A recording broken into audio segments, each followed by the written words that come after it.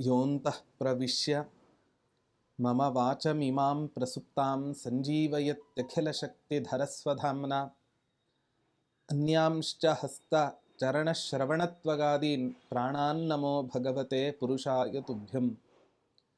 ಪೂಜ್ಯಾಯ ರಾಘವೇಂದ್ರಾಯ ಸತ್ಯಧರ್ಮರತಾಯ ಚ ಭಜತಾಂ ಕಲ್ಪವೃಕ್ಷಾಯ ನಮತಾಂ ಕಾಮಧೇನವೇ. ಧ್ರುವಾದಿಧ್ವಾಂತರವಯೇ ವೈಷ್ಣವೇಂದೀವರೇಂದವೇ ಶ್ರೀರಾಘವೇಂದ್ರ ಗುರವೇ ನಮೋ ಅತ್ಯಂತ ದಯಾಲವೇ. ತಪಸ್ವಾಧ್ಯಾಯ ಶುಶ್ರೂಷಾ ಕೃಷ್ಣ ಪೂಜಾರತಂ ಮುನಿಂ ವಿಶ್ವೇಶಮಿಷ್ಟದಂ ವಂದೇ ಪರಿವ್ರಾಟ್ ಚಕ್ರವರ್ತಿನಂ. ಶ್ರೀ ಗುರುಭ್ಯೋ ನಮಃ. ಹರಿ ಓಂ.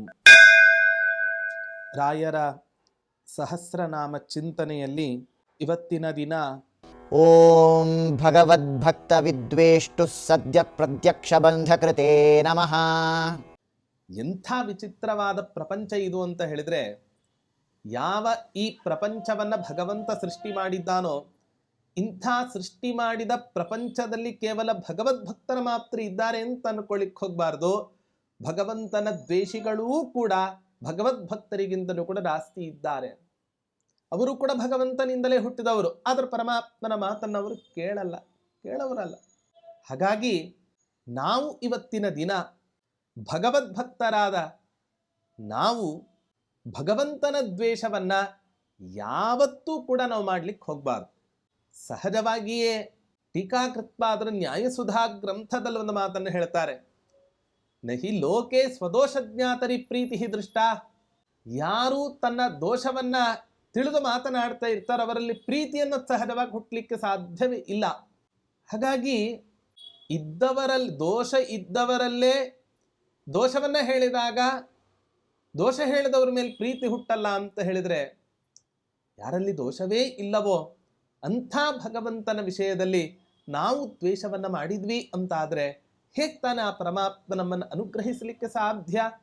ಯಾರ್ಯಾರು ಭಗವದ್ವೇಷಿಗಳಾಗಿದ್ರೋ ಎಲ್ಲರೂ ಕೂಡ ಮಣ್ಣು ಮುಕ್ಕಿದ್ದೆ. ಭಗವಂತ ರಾಮನ ಅವತರಿಸಿದ, ರಾವಣ ಕುಂಭಕರ್ಣರು ದ್ವೇಷಿಗಳಾದರೂ ಅವರನ್ನು ಸಂಹಾರ ಮಾಡಿದ. ಕೃಷ್ಣನ ಅವತಾರ ಮಾಡಿದ, ಅನೇಕ ರಾಕ್ಷಸರನ್ನ ಎಲ್ಲರನ್ನೂ ಕೂಡ ಕೃಷ್ಣ ಪರಮಾತ್ಮ ಸಂಹಾರವನ್ನು ಮಾಡಿದ. ನರಸಿಂಹನಾಗಿ ಹಿರಣ್ಯಕಶಿಪುವನ್ನು ಸಂಹಾರ ಮಾಡಿದ, ವರಾಹ ರೂಪವನ್ನು ತಳೆದು ಹಿರಣ್ಯಾಕ್ಷನನ್ನು ಸಂಹಾರ ಮಾಡಿದ ಅನ್ನೋ ಕಥೆಯನ್ನು ನಾವು ಇವತ್ತಿನ ದಿನ ಕೇಳ್ತೇವೆ. ಹಾಗಾದ್ರೆ ಇವರೆಲ್ಲರೂ ಕೂಡ ಯಾಕೆ ಸತ್ರು ಅಂತ ಕೇಳಿದ್ರೆ, ಒಂದೋ ಭಗವಂತನ ದ್ವೇಷವನ್ನ ಮಾಡಿರ್ತಾರೆ, ಇಲ್ಲ ಭಗವದ್ಭಕ್ತರ ದ್ವೇಷವನ್ನ ಮಾಡಿರ್ತಾರೆ. ದೇವತೆಗಳೆಲ್ಲ ಹೋಗಿ ಪರಮಾತ್ಮನ ಹತ್ತಿರ ಪ್ರಾರ್ಥನೆಯನ್ನ ಮಾಡಿದ್ರಂತೆ, ಹಿರಣ್ಯಕಶಿಪು ತುಂಬಾ ತೊಂದರೆಯನ್ನು ಕೊಡ್ತಾ ಇದ್ದಾನೆ, ನೀನೇ ಅವತಾರ ಮಾಡಿ ಅವನನ್ನು ಸಂಹಾರ ಮಾಡಬೇಕು ಅಂತ ಹೇಳಿದಾಗ ಭಗವಂತ ಎಂಥ ಮಾತನ್ನು ಹೇಳ್ತಾನೆ ಅಂದ್ರೆ, ಕಾಲಸ್ತಾವ ಪ್ರತೀಕ್ಷತಾಂ, ಕಾಲವನ್ನ ನೋಡೋಣ ಅಂತ ಹೇಳ್ತಾರ. ಸ್ವಲ್ಪ ಕಾಲ ಸುಮ್ಮನಿರಿ, ಈ ಕಾಲ ನಿಮಗೆ ಉಚಿತವಾದದ್ದಲ್ಲ, ಹಾಗಾಗಿ ನೀವು ಸುಮ್ಮನೆ ಇದ್ಬಿಡಿ ಅಂತ ಹೇಳ್ತಾರೆ.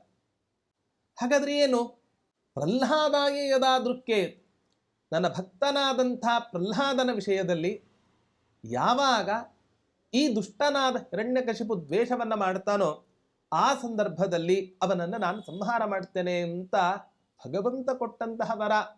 ಹಾಗಾಗಿ ಇತಿಹಾಸದ ಪುಟದಲ್ಲಿ ಭಗವಂತನ ದ್ವೇಷವನ್ನ ಮಾಡಿದವರು ಯಾವತ್ತೂ ಕೂಡ ಉನ್ನತಿಯನ್ನು ಹೊಂದಿಲ್ಲ.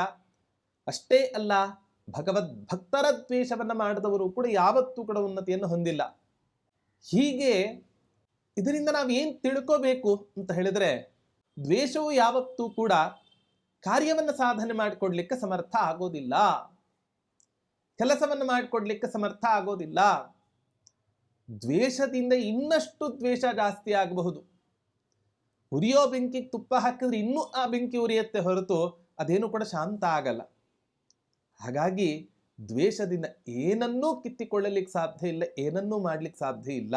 ನಿಮಗೆ ಜೀವನದಲ್ಲಿ ಪ್ರಪಂಚದಲ್ಲಿ ಇವತ್ತಿನ ದಿನ ಉನ್ನತವಾದ ಸ್ಥಾನಗಳು ಬೇಕು ಅಂತ ಹೇಳಿದ್ರೆ ನಿಶ್ಚಯವಾಗಿಯೂ ಕೂಡ ಪ್ರೀತಿಯಿಂದ ಇವತ್ತಿನ ದಿನ ಗೆಲ್ಲಬೇಕು ಹೊರತಾಗಿ ದ್ವೇಷದಿಂದ, ಯಾವ ಅಸೂಯೆಯಿಂದ ಸಮಾಜವನ್ನ, ದೇಶವನ್ನ, ಜನರ ಮನಸ್ಸನ್ನ ನಾನು ಗೆಲ್ತೇನೆ ಅಂತ ಬಿಟ್ರೆ ನಿಶ್ಚಯವಾಗಿಯೂ ಕೂಡ ಅತ್ಯಂತ ಸುಳ್ಳಾಗಿರ್ತಕ್ಕಂಥ ಮಾತು.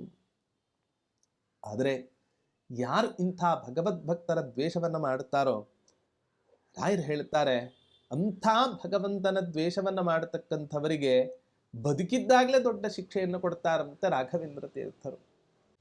ವಾಯುದೇವರು ಭೀಮನ ಅವತಾರವನ್ನು ಮಾಡಿದಾಗ ಯಾರು ವಿಷ್ಣು ಸರ್ವೋತ್ತಮ ಅಂತ ಹೇಳಲ್ವೋ ಅವರ ನಾಲಿಗೆಯನ್ನೇ ತುಂಡರಿಸ್ತಾ ಇದ್ರಂತೆ ಆ ಭೀಮಸೇನ ದೇವರು. ಕೃತೋ ಜಿಕ್ವಾಂ ಛಿನತ್ತಿಚ ಅಂತ ಆಚಾರ್ಯರು ಹೇಳ್ತಾರೆ. ಹಾಗೆ ಭಗವಂತನ ಅಥವಾ ಭಗವದ್ಭಕ್ತರ ದ್ವೇಷವನ್ನು ಮಾಡತಕ್ಕಂಥ ವ್ಯಕ್ತಿಗಳು ಯಾರಾದರೂ ಈ ಪ್ರಪಂಚದಲ್ಲಿ ಇದ್ದರೆ ಅವರಿಗೆ ಯಾವತ್ತೂ ಕೂಡ ಈ ಸಂಸಾರದಿಂದ ಬಂಧನವೇ ಬಿಡುಗಡೆ ಆಗದೆ ಇರುವಂತೆ ನೋಡ್ಕೊಳ್ತಾರಂತೆ ನೋಡಿ ಈ ರಾಘವೇಂದ್ರ ತೀರ್ಥರು. ಇಂಥ ಮಹಾನುಭಾವರು ರಾಯರು. ನಾವು ಭಗವಂತನಲ್ಲಿ ದ್ವೇಷವನ್ನ ಮಾಡೋದು ಬೇಡ. ಯಾಕೆಂದ್ರೆ ಈ ಸಂಸಾರದಿಂದ ದಾಟಿ ನಾವು ಮತ್ತೆ ಪುನಃ ಮುಂದಿನ ಲೋಕಕ್ಕೆ ಮೋಕ್ಷವನ್ನು ಪಡಿಬೇಕಾದಂತಹ ಒಂದು ಅವಸರದಲ್ಲಿ ನಾವು ಇದ್ದೇವೆ. ಆದ್ದರಿಂದ ಬಂಧಕವಾದ ಈ ಸಂಸಾರದಲ್ಲಿ ನಮ್ಮನ್ನು ಬೀಳಿಸದೆ ಈ ಬಂಧ ಮೋಚನೆ ಆಗ್ತಕ್ಕಂಥ ಮಾರ್ಗವನ್ನ ರಾಘವೇಂದ್ರ ತೀರ್ಥರು ನಮಗೆ ತೋರಿಸಿಕೊಡಲಿ ಅನ್ನುವಂತಹ ಒಂದು ವಿಶಿಷ್ಟವಾದ ಪ್ರಾರ್ಥನೆ ಕೃಷ್ಣಾವಧೂತರು ಈ ನಾಮಚಿಂತನೆಯಲ್ಲಿ ಮಾಡಿದ್ದಾರೆ.